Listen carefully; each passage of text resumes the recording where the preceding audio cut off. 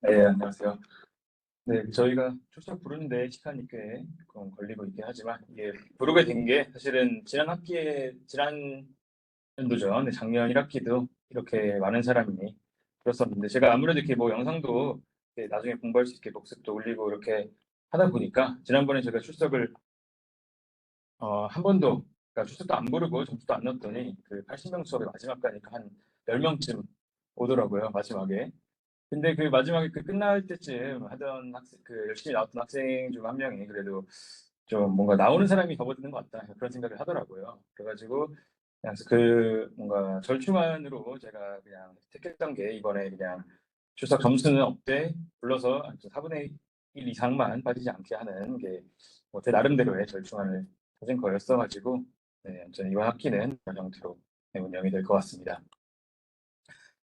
그리고 몇몇 학생들이 질문을 계속 해주시는 게 이거 뭐 열심히 동영상 혹시 안 올라오냐라고 물어보시는데 보면은 보면은 안 됐구나. 아무튼 여기 알림이 떴는데 지금 클래스에서 뭐 하고 있다고 합니다. 그래서 하고 있어가지고 네 아마 뭐 조만간 여기 시스템이 네 나오지 않을까 네 생각하고 있습니다. 그래서 근데 이건 뭐 제가 할 수 있는 영역이 아니어가지고 아마 근데 만약 중간고사 한 전주까지도 만약 안 된다 그러면 한번 여러분들이 이런데 한번 문의를 해보시는 것도 괜찮을 것 같습니다. 그래서 만약 정말 안 되면 저도 한번 확인할 수 있게 한번 해주시면 될 것 같아요. 네, 됐습니다. 네, 일단 뭐 이렇게 네, 간단한 설명하고요. 자, 그래서 오늘 수업에 대해서 이제 좀 나가보도록 하겠습니다.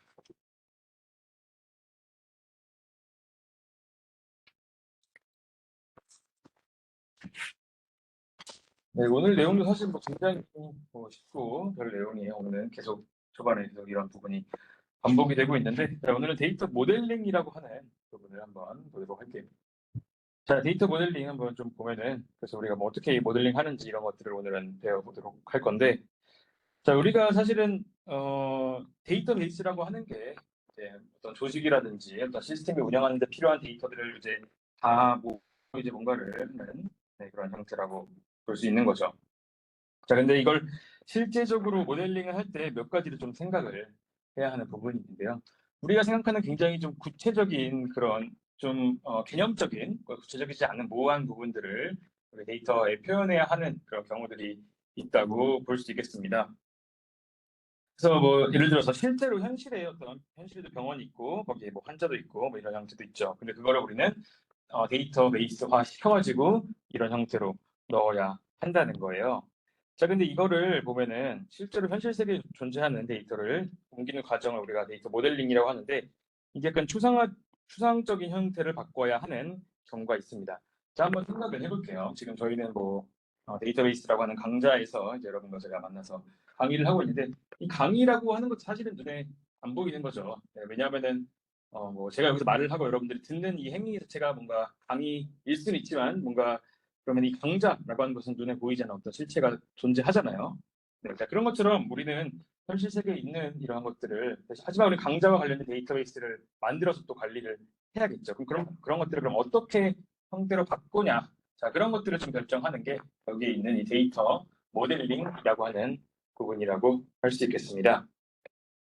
그래서 예를 들어서 뭐 이런 거죠. 코끼리라고 하는 어떤 데이터를 이제 모델링을 할 때는 우리는 보통 피처를 가지고 네, 특징을 잡아가지고 넣어야 해요. 왜냐하면 전에 얘기했지만 데이터베이스의 특징이라고 볼 수 있는 게 전체적인 거에 대해서 우리가 검색만으로도 뭔가 찾을 수 있게 만들어야 되는데 그러면 이런 형태로 우리가 피처들을 특징들을 잡아가지고 넣어야 한다는 거죠. 뭐 강좌라고 하면은 뭐 강좌 뭐 인원수, 뭐 강좌 뭐몇 학기, 뭐몇 학년 건지, 학습 번호 이런 점들이 있겠죠. 그래서 그런 것들을 우리는 추상화라고 얘기를 하고 이러한 과정을 거쳐가지고 데이터베이스에 일반적으로 저장한다라고 볼 수 있겠습니다.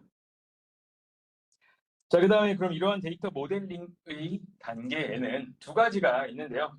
자, 첫 번째로 개념적 데이터 모델링이라고 하는 부분이 있습니다. 자, 여기는 우리가 보면은 현실 세계의 중요 데이터들을 추출하여 개념 체계로 옮기는 작업이라고 나와 있는데요. 자, 그래서 여기를 한번 보면은 아까랑 비슷한 거죠. 우리가 현실 세계 코끼리 같은 이런 경우를 우리는 이 형태로 어떻게 데이터화 시킬 것인가를 결정을 해야 한다는 거죠. 이런 것들을 개념적 데이터 모델링이라고 합니다. 그래서 큰 그림, 크게 어떤 형태로 우리가 관리할 건가 이런 거를 보는 거죠. 자, 예를 들어서 뭐 이런 게 있겠죠. 뭐 학생 여러분들이 뭐 강좌를 듣는 이 학생이 이거를 듣는다라고 하는 관점을 그러면 할 거면 어떻게 관리를 해야 하는가, 어떤 탭에다가 넣을 건지. 자, 그런 것들이 이제 개념적 데이터 모델링이라고 볼 수 있고요. 자, 그다음에 그 아래에 있는 것은 논리적 데이터 모델링이라고 해서 그거는 이 다음에 만든 다음에 구체적으로 넣을 때는 어떤 형태로 넣어야 하는지 이런 부분들이 논리적 데이터 모델 이런 형태로 얘기를 할 수가 있겠습니다.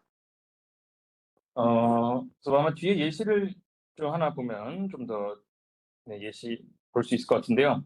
자, 이런 거죠. 그래서 이것도 뒤에 예시인데, 자, 현실 세계 여러 가지 개념들이 있고, 예를 가지고 모델링 할 때 첫 번째로 이렇게 ER 다이어그램이라고 하는 그림 형태로 보통 우리는 표현합니다. 그래서 이런 그림을 통해 가지고 이 데이터가 어떻게 저장되어 있고 어떤 것들을 이렇게 관리하는지를 보는데요. 그래서 ER 다이어그램이라고 하는 것은 E가 엔티티고 R이 릴레이션십, 뒤에 다 나오지만 엔티티 릴레이션십 관계라고 해서 엔티티는 우리가 일반적으로 뭐 학생, 뭐 강좌 뭐 이런 것들을 독립적으로 존재하는 그런 것들을 우리가 개체라고 하고요. 그 다음에 학생은 뭐 강좌를 뭐 수강 신청라고 하는 형태로 신청하잖아요. 그래서 그런 것들을 관계라고 해서 나타냅니다. 그래서 어떻게 이 큰 데이터들을 관리할지에 대한 개념이라고 봐주시면 되겠어요. 그래서 보통 이런 형태로 나타납니다. 그래서 개체가 있고 관계가 있는데요. 뭐 예시를 한번 들어볼게요. 자, 예를 들어서 개체의 첫 번째 학생이 될 수 있겠죠. 여러분들 학생에 대한 데이터. 그래서 이 학생이 이런 형태의 어떤 테이블이 관리로 되어 있다고 해봅시다. 자, 그 다음에 예를 들어서 여러분들이 강좌라고 하는 어떤 형태가 있겠죠. 그래서 우리 학과에 있는 강좌들이 쫙 이렇게 있고 학생들이 쫙 있다고 할게요. 자, 그러면은 강좌에 대한 데이터 테이블이 있고 학생에 대한 데이터 테이블이 있는데, 자, 이들을 연결을 시켜야겠죠. 그래야지 이 학생이 어떤 거를 듣는지를 알아야 할 거 아니에요. 자, 그렇게 이런 개체들끼리 연결해 주는 것을 우리는 관계라고 합니다. 그럼 얘 같은 경우는 뭐가 있겠어요? 학생 강좌 사이에서는 예를 들어서 뭐 수강 신청이라고 하는 어떤 관계를 통해 가지고 학생이 이 강좌를 수강한다 이런 정보들이 가지고 있겠죠. 뭐 비슷합니다. 또 뭐 다른 예시를 하면은 예를 들어서 뭐 고객이 있고요. 색깔 좀 다른 걸로 표기하시면 예를 들어서 고객이 있고 그 다음에 상품이 있어요. 자, 그럼 고객이 데이터가 있고 이 쇼핑몰에서 파는 수없이 많은 상품이 있다면 얘네들 간의 관계는 예를 들어서 뭐 주문이라고 하는 형태로 얘네들을 이어준다고 볼 수가 있는 거죠. 아니면은 뭐 이런 것도 있겠죠. 뭐 지도 학생과 그다음에 지도 교수, 교수 데이터가 다 있다면은 거기서 지도라고 하는 어떤 관계를 통해서 이렇게 이 데이터랑 관련이 있다 이런 것들을 표기를 해준다는 거죠. 자, 근데 이거를 특히 이런 학교 같은 굉장히 큰 조직을 만들기 힘들 거 아니에요. 그래서 한 번에 만드는 것이 아니라 위에 있는 것처럼 이렇게 개념적 모델이라고 하는 부분을 통해서 그림을 통해 가지고 전반적으로 우리는 이렇게 관리할 것이다. 이런 것들을 얘기한다고 봐주시면 되겠습니다. 그래서 저희는 그 현실 세계에서 어떤 조직 같은 것들을 운영하는데 필요한 이런 것들을 우리가 개체라고 얘기하고 이것을 그림을 통해서 나타낸다라고 보는 거예요. 자, 그럼 이렇게 한 것을 아까 얘기한 첫 번째 약간 개념적 데이터 모델링 어떤 거를 지금 개체로 할 건지를 설정했다면 그 다음에 구체적으로 이걸 데이터로 어떻게 할 건지에 대한 얘기가 있겠죠. 자, 그럼 그 아래에 대한 모델링을 또 통해 가지고 우리가 논리적 모델, 관계 데이터 모델 이런 형태로 만듭니다. 제 같은 경우는 자, 어떤 테이블에다가 뭘 넣을 건지, 그다음에 그 테이블에는 어떠한 속성들을 저장할지를 얘기합니다. 이 속성 같은 경우는 이런 거죠. 예를 들어서 이런 거죠. 아까처럼 뭐 테이블이 예를 들어서 학생이라고 하는 게 있으면은 여기서 뭐 학번이 있어야 되고, 그다음에 뭐 예를 들어서 이름이라고 하는 것을 저장을 해야 되고, 그다음에 뭐 강좌 신청 뭐 내역이라든가 뭐 이런 것들, 그다음 뭐 이런 것들을 통해 가지고 이렇게 관리를 한다는 거죠. 그래서 테이블에 어떠한 값들을 이렇게 가지고 넣어야 할까? 자, 이런 부분을 결정하는 것이 아래에 있는 논리적 데이터 모델링이라고 얘기할 수 있겠습니다. 자, 그러면 이제 구체적으로 우린 테이블을 이렇게 설계하겠어까지 왔다면은 그럼 그 다음에는 이제 구체적으로 DB로 구현해서 실제 뭐 하드디스크에다가 넣어준다거나 이런 형태를 진행을 할 수가 있겠죠. 이런 부분이 데이터 모델링에 대한 내용, 좀 기본적인 내용이라고 볼 수 있겠습니다. 그래서 나온 게 데이터 모델이라고 하는 비슷한 또 용어가 하나가 나오는데요. 데이터 모델은 아까 말한 이 어떻게 할지를 말하는 게 모델링이었다면 모델은 당연히 그거에 대한 결과물이라고 볼 수 있겠죠. 그래서 결과물을 어떻게 표현할지와 관련된 건데, 그래서 당연히 여기도 개념적 데이터 모델링의 결과, 그 다음에 논리적 데이터 모델링의 결과가 동일하게 또 나오게 됩니다.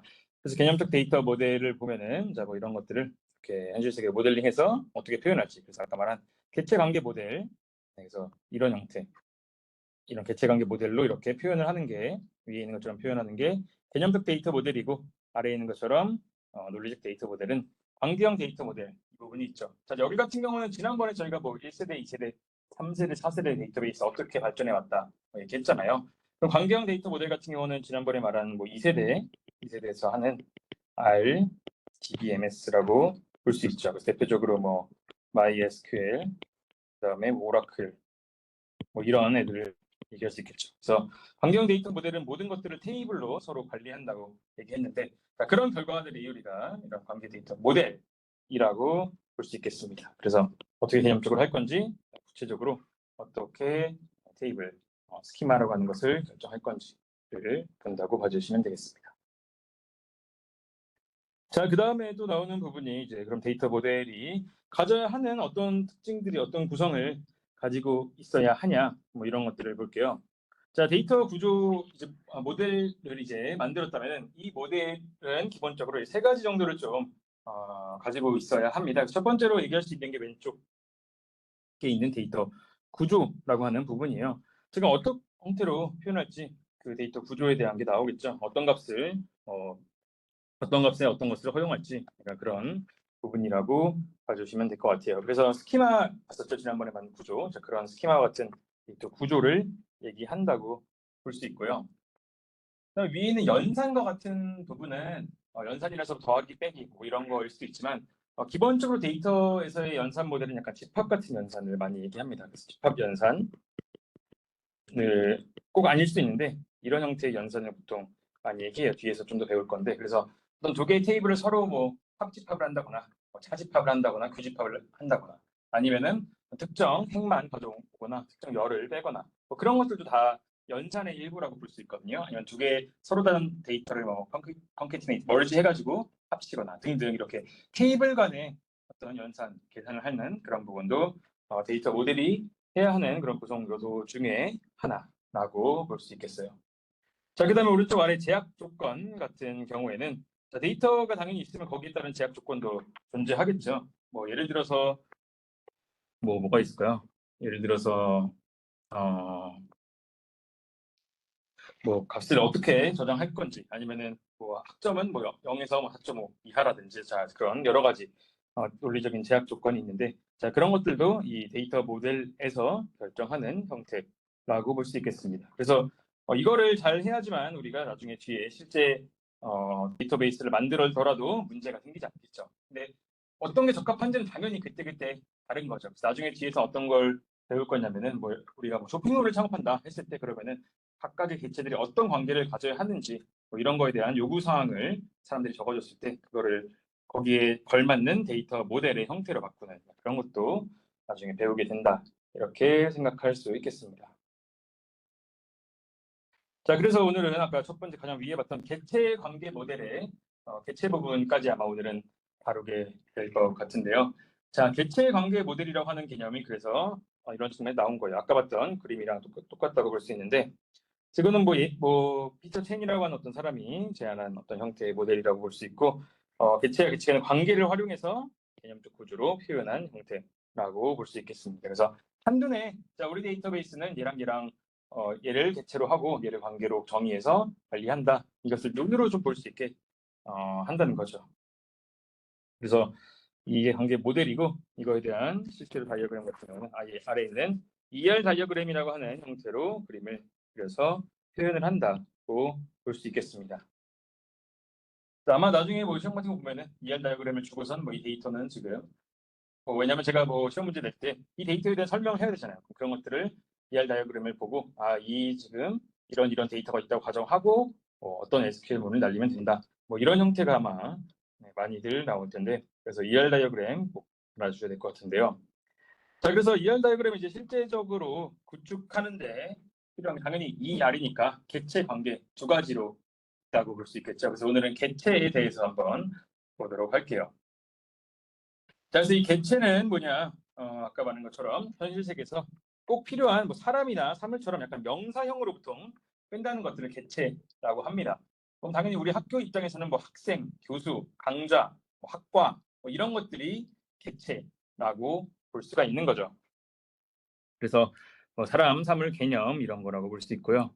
그래서 그다음에 얘는 객체 같은 경우는 다른 객체랑 당연히 구별되는 어떤 형태를 가지고 있어야 합니다. 그래서 여러분들 같은 경우는 뭐 학번이라던가 뭐 교수 같은 경우도 뭐 각자 관리 번호가 다 있다고 볼 수 있어요. 뭐 강좌 같은 경우는 학수 번호라던가.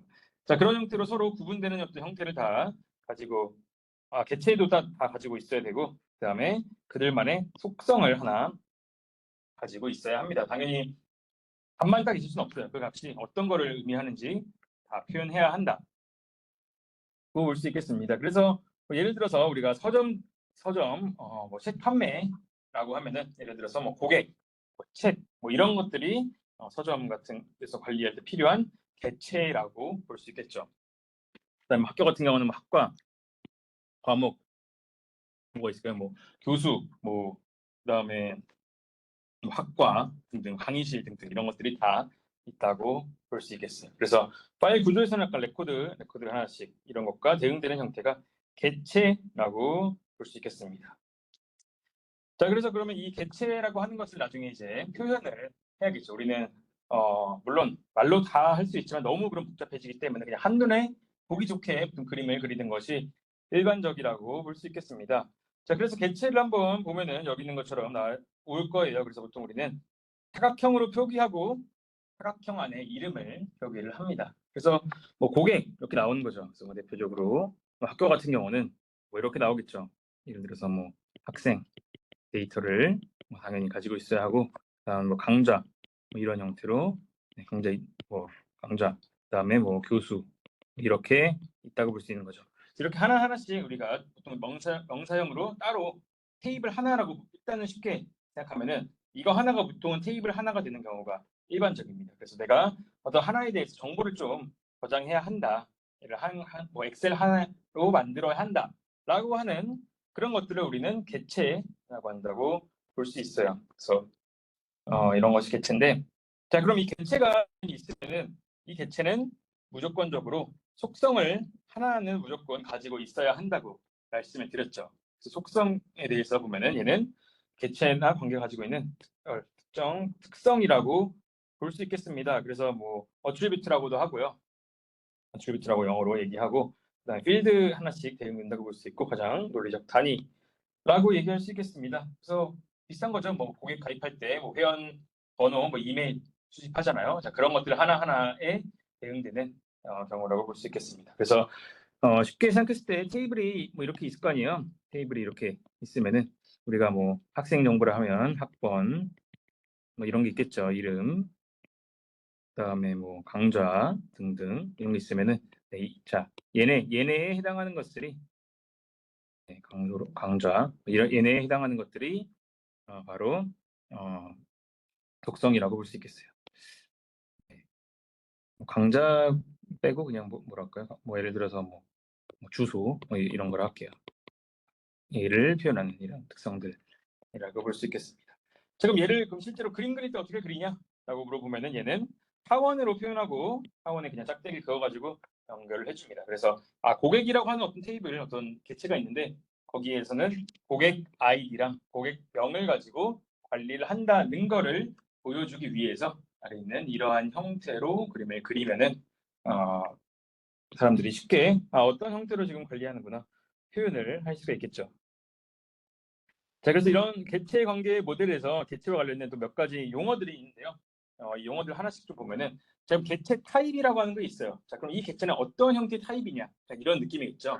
그래서 걔는 우리가 그럼 이 개체는 어떻게 정의되냐를 알려면 당연히 거기에 어떤 속성이 있는지를 알아야 되고 그 개체 이름을 알아야겠죠. 그래서 이름과 속성으로 정의한 것을 우리는 개체 타입이라고 합니다. 그래서 뒤에 그냥 보면은 직관적으로 알 수 있는데 보통 이렇게 많이 표현해요. 개체를 그냥 글로 쓰고 그 다음에 개체 안에 들어가는 여러 속성들을 이렇게 글로 표현할 때 이렇게 괄호 안에다가 표현해서 하거든요. 그럼 이거는 우리는 고객이라고 하는 어떤 개체라고 하는 것의 데이터를 이름, 주소, 연락처, 적립금 이 네 개로 관리하겠다라고 하는 뜻이에요. 자, 그래서 이런 형태, 이런 타입들을 그럼 얘는 어떤 타입을 가지고 있냐? 그러면 얘는 이렇게 고객, 이름, 주소, 연락처, 적립금으로 관리한다. 그래서 이런 구조 같은 이런 것들을 우리는 개체 타입이라고 얘기를 하고요. 자, 그럼 그 다음에 하나씩 데이터 구조가 있으면은 거기에 하나씩 데이터가 쌓여서 회원 한 명씩 가입해서 뭔가가 쌓이겠죠. 자, 그런 것들을 우리는 대체 인스턴스라고 얘기합니다. 그래서 인스턴스는 그 속성이 실제로 값을 가져가지고 실제 있는 어떤 현실에 있는 어떤 데이터 샘플이라고 볼 수 있고 뭐 occurrence라고도 존재한다. 그래서 occurrence라고도 하고 뭐 record instance라고 볼 수 있겠습니다. 그래서 이런 위처럼 이 개체 타입을 통해서 개체 구조를 테이블 구조를 정해가면은 거기에 들어가는 뭐 정수화, 부청구, 뭐 어쩌고, 뭐 김현준, 박민영, 자 이런 것들 하나 하나씩의 데이터가 개체 인스턴스에 해당하는 부분이다. 이렇게 볼 수가 있겠습니다.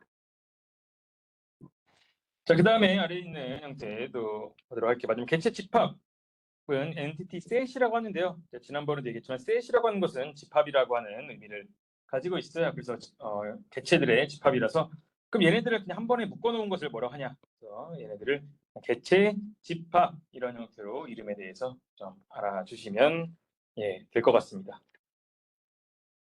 자, 그래서 이런 형태로 우리가 관리를 한다고 볼 수 있는 거죠. 그럼 얘 같은 경우도 ER 다이어그램으로 표기하자면 이런 거죠. 뭐 고객이라고 하는 것을 이렇게 해가지고 있고 속성은 이렇게 짝대기 해가지고 여기에 뭐 이름, 뭐 주소 이렇게 하겠죠. 뭐 연락처, 뭐 적립금 이렇게 해서 하원형으로 관리를 하면은 이렇게 관리되는구나 얘를 볼 수가 있겠죠. 자, 그러면은 이제 개체에 대해서 여기에 대해서 봤으니까 이 각각 속성들은 어떠한 것들이 들어가야 하는지에 대해서 한번 이야기를 해보도록 할게요. 자, 이 속성은 크게 몇 가지의 관점에서 분류될 수 있어요. 이 속성이 가지고 있는 특징들이라고 볼 수가 있죠. 그래서 그런 거에 따라서 어떠한 형태의 속성이 있는지를 한번 해보겠습니다. 자, 그래서 첫 번째로 나오는 거는 단일값 속성과 다중값 속성인데요. 그냥 말 그대로 그 값이 그냥 하나만 있는지 여러 가지가 있는지 그런 내용이라고 볼 수 있겠어요. 자, 그래서 예를 들어서 뭐가 있을까요? 또 예시를 들면 자, 고객이 있으면 고객의 이름, 적립금, 뭐 아이디 뭐 이런 것들은 보통 하나잖아요.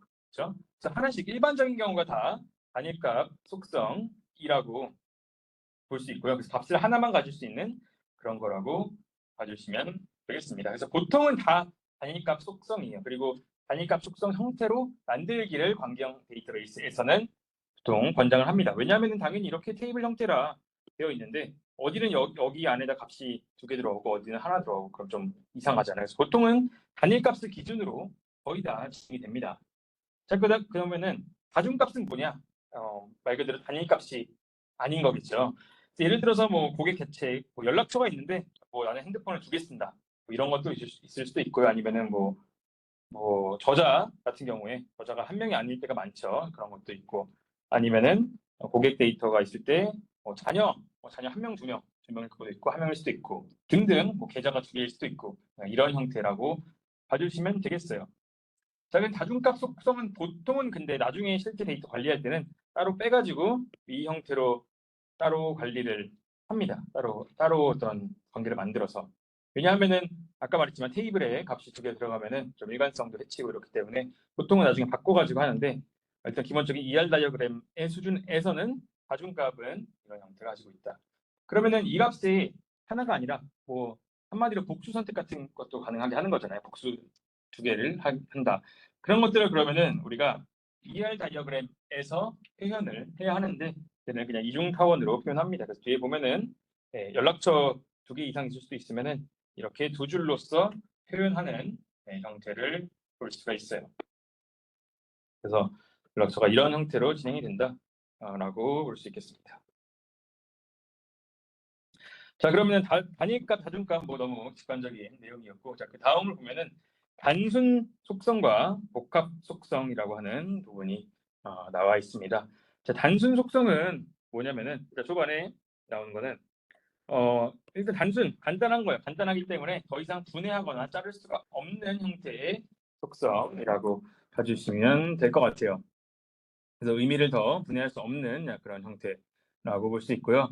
그래서 예를 들어 고객이라고 하는 어떤 데이터가 있으면 거기 있는 적립금이 있겠죠. 그래서 그런 형태의 속성을 의미한다고 볼 수 있겠습니다. 그래서 뭐 일반적으로 여기도 대부분 다 단순 속성이라고 봐주시면 될 것 같아요. 이름, 학번, 뭐 이메일 주소 등등 다 얘기하는데, 자기 복합 속성은 무엇이냐? 이것도 아까 다중값 속성과 비슷한데 값이 들어가긴 들어가지만 걔네가 쪼개질 수 있는, 분해할 수 있는 형태로 가는 것을 복합 속성이라고 얘기를 합니다. 대표적으로 주소 같은 게 있겠죠.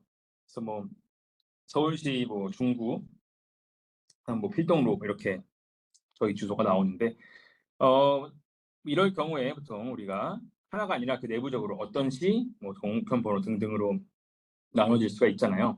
그래서 그런 형태를 우리는 복합 속성이라고 봐주시면 되겠습니다. 그래서 이런 것도 있고 뭐 많이 있겠죠. 분해할 수 있는 거. 아까 말한 뭐 생년월일도 우리가 이미 적지만 걔는 또 연월일로 다 분해될 수 있는 형태가 나온다고 볼 수 있죠. 하지만 여기도 비슷하게 나중에 실제적으로 데이터베이스의 환경 데이터 모델로 만들 때는 얘도 따로 다 분해해가지고 하나씩 넣는 것이 일반적이라고 볼 수 있겠습니다.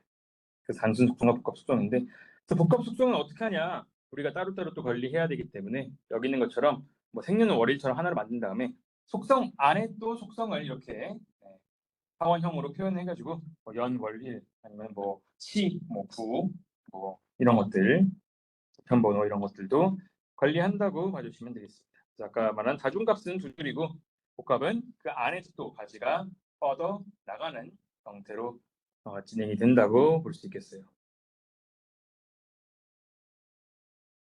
자, 그 다음에 또 나오는 게 유도 속성이라고 하는 것이 있습니다. 자, 유도 속성은 뭐 derived attribute라고 얘기하는데 한마디로 다른 값으로부터 유도돼서 나온 어떤 속성이라고 볼 수 있겠죠. 그래서 한마디로 이런 거죠. 여러분들 뭐 보면은 평균 학점 이런 게 있을 거 아니에요. 뭐 나는 뭐 3.1이고 뭐 3.2고 등등 있겠죠. 지금까지 모든 평균.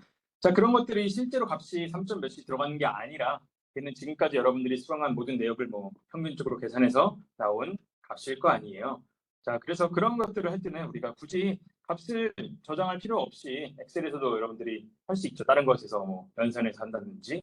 자, 그런 형태 값을 별도로 저장하지 않고 얘는 다른 걸로 연산해서 나온 거다. 의존하는 그런 derived 된 거다라고 해서 유도 속성이라고 얘기합니다. 그래서 대표적으로 뭐 책 개체가 있고 할인율에 따라서 어떻게 계산이 돼요. 이런 경우도 딱히 하나씩 다 넣는 것이 아니라 따로따로 된다고 볼 수 있고요. 그다음 아래 있는 것은 고객 개체의 출생연도 같은 경우도 그것을 통해서 나이가 계산될 수는 있지만 나이라는 것은 계속 변하는 값이잖아요. 그래서 이런 것도 그대로 쓰는 것이 아니라 조금씩 바뀌게 만든다고 볼 수가 있겠습니다. 자, 그 다음에 그 아래 뭐 ER 다이어그램에서는 우리가 점선으로 표기를 해가지고 얘는 따로 계산된 거다 이런 형태로 표기를 할 수가 있겠습니다. 그래서 여기는 사실은 여러분들이 그냥 이렇게 그림을 그렸을 때 그냥 그것을 이해하기 위한 형태만 조금 배운다고 봐주시면 될 것 같아요. 자, 그 다음에 나오는 게 이제 몇 개 안 남았는데 널 속성이라고 하는 게 있습니다. 자, 널 속성을 얘기하기 전에 그럼 널이라고 하는 게 뭔지를 한번 보도록 할게요. 자, 널은 보통 우리가 여기 써 있는 것처럼 결정되지 않았거나 값이 없거나 이런 것들을 널이라고 얘기를 합니다. 그래서 또 0이랑은 조금 의미가 다를 수도 있고요. 존재하지 않는 값이라고 볼 수 있는 거예요. 예를 들어 뭐 등급이 널값이거나 아니면은 뭐 전공에 널이 있으면 전공을 아직 선택하지 않았거나 약간 이러한 의미라고 볼 수가 있는 거죠. 쉽게 생각해 보자면은 여러분들이 보통은 이런 업체에서 데이터베이스를 쌓는 가장 주요한 게 여러분들이 회원가입할 때 한 명 한 명씩 데이터베이스에 이제 들어가는 거거든요. 그럼 예를 들어서 회원가입할 때 한번 볼게요. 회원 가입할 때 한번 보면은 이런 거 하죠. 처음에 뭐 아이디를 입력하라 그러고 그 다음에 뭐 주소 뭐 이런 식으로 할 거 아니에요. 그러다가 보통 이렇게 할 거예요. 뭐 취미 같은 경우 이렇게 딱 하는데 예를 들어 여기는 뭐 별표 같은 걸 써가지고 여기는 무조건 입력을 해야 한다거나 그래서 뭐 필수 입력 부분이 있고 필수 입력 부분이 아닌 이런 부분이 있겠죠. 그쵸?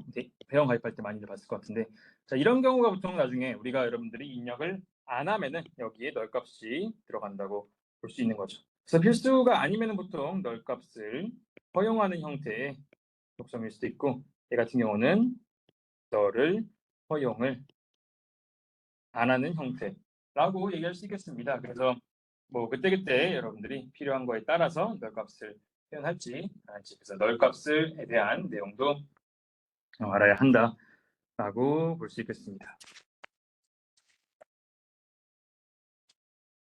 네, 그 다음에 뭐 또 뒤를 한번 보면은 자 이제 거의 그 다음에는 키 속성이라고 하는 게 있어요.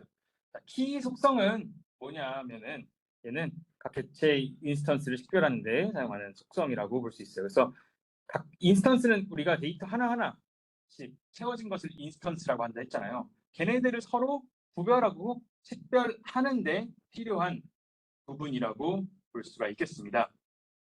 제 같은 경우는 키 속성이 서로 다르게 다 가야 한다고 볼 수 있어요. 자, 대표적인 예시로 아까 봤던 회원 가입할 때 또 여러분들이 뭘 봤을 거냐면 여기 이런 거 봤을 거예요. 우리가 뭐 중복 체크한다면 보통 아이디를 가입을 하죠. 자, 이렇게 보통 클릭을 할 텐데 자, 이 부분이 바로 우리가 키값으로 쓰기 위해서 우리가 중복을 허용하지 않는 부분이라고 볼 수가 있겠습니다. 그래서 이 부분에 해당하는 형태라고 볼 수 있어요. 그래서 저렇게 하면은 우리가 키는 각 객체 인스턴스를 식별하는 데 쓰이는 형태다라고 볼 수 있어요. 그래서 보통 많이 쓰이는 게 뭐가 있을까요? 예를 들어서 여러분들 같은 경우는 학번 같은 경우가 있겠죠.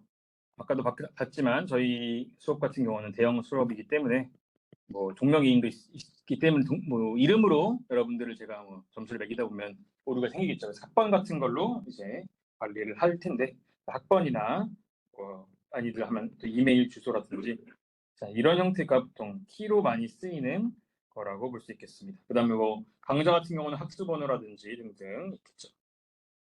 근데 보통은 이 회원 아이디 그 동일하죠. 회원 아이디가 동일하다고 볼 수 있어요. 자, 근데 보통 이런 키 같은 경우는 잘 바뀌지 않는 값이 더 보통은 좋습니다. 그래가지고 보통은 아이디 같은 경우는 변할 수도 있기 때문에 보통은 내부적으로 뭐 고객 번호 뭐 몇 번 뭐 관리 번호를 따로 부여해가지고 일반적으로 관리하는 것이 일반적라고 볼 수 있어요. 그래서 여러분들이 뭐 학교에서 뭐 다양한 활동하는 모든 거에 다 아마 키들이 다 있을 거고 각각의 속성들을 표기해 주는 형태가 있을 겁니다. 그래서 여러분들이 뭐 수강 신청 하나하나 한 것도 아마 뭐몇 번째 수강 신청 뭐 내역이라든지 그런 형태로 관리가 될 것이라고 볼 수 있고요. 당연히 키 속성은 같으면 안 된다라고 볼 수 있고 자, 근데 그 키 값이 재밌는 게 두 개 이상의 속성들로 구성이 되기도 합니다. 자, 예를 들어서 어떤 게 있냐면요. 어떤 테이블이 있는데 뭐가 있을까요? 예를 들어 테이블이 있는데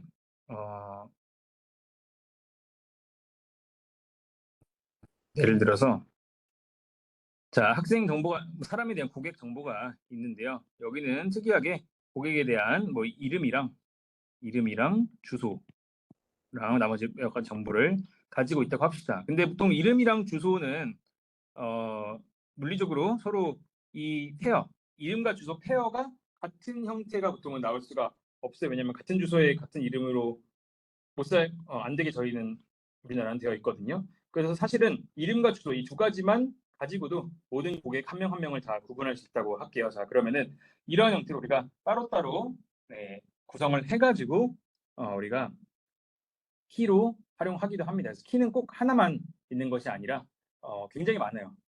굉장히 많고 두 가지 이상으로도 활용할 수 있다고 얘기할 수 있겠습니다. 나중에 사실 이 데이터베이스를 구성하거나 연결하거나 이럴 때 굉장히 또 중요하게 하는 것이 여기 써 있는 키 어트리뷰트라고 볼 수가 있겠습니다.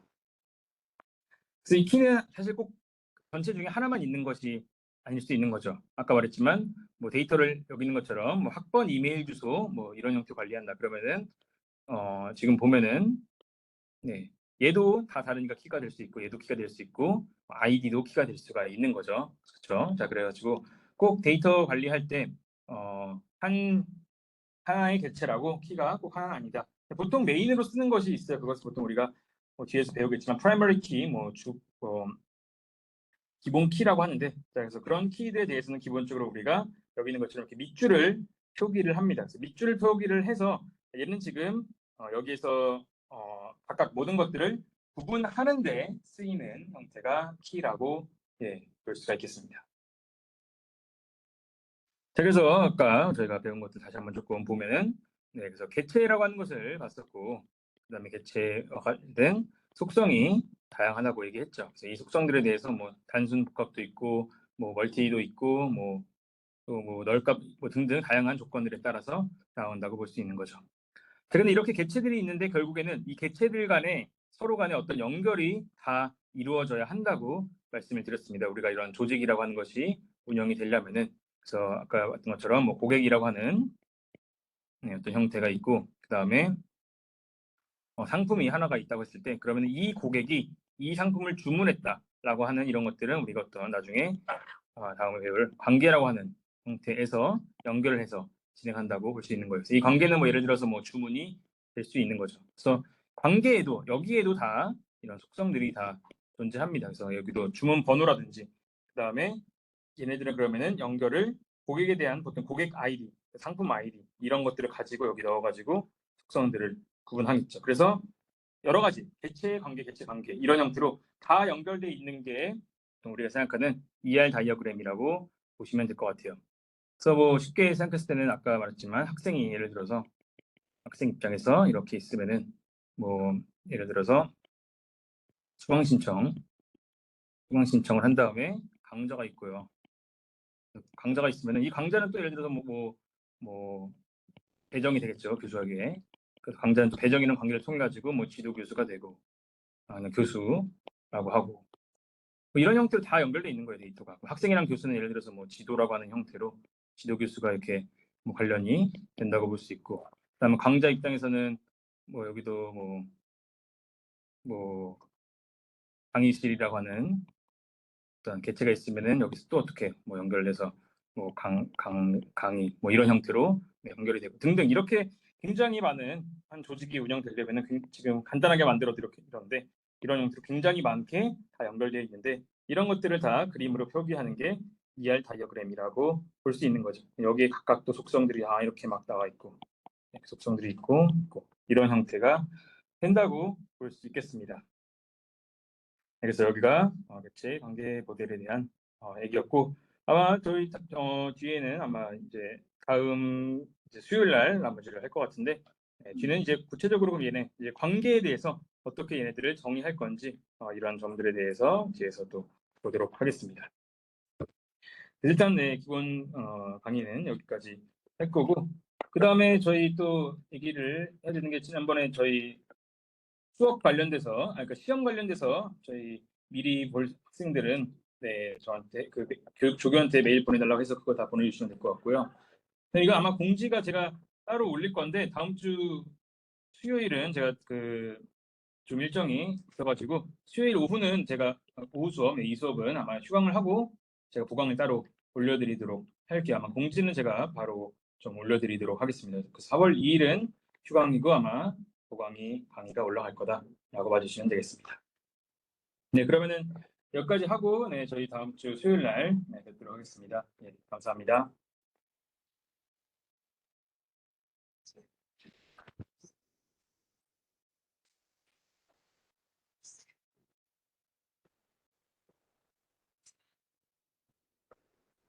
예, 따로 우리가 기말만 다루는 시험이라. 그거는 그때 따로 보내시면 돼요.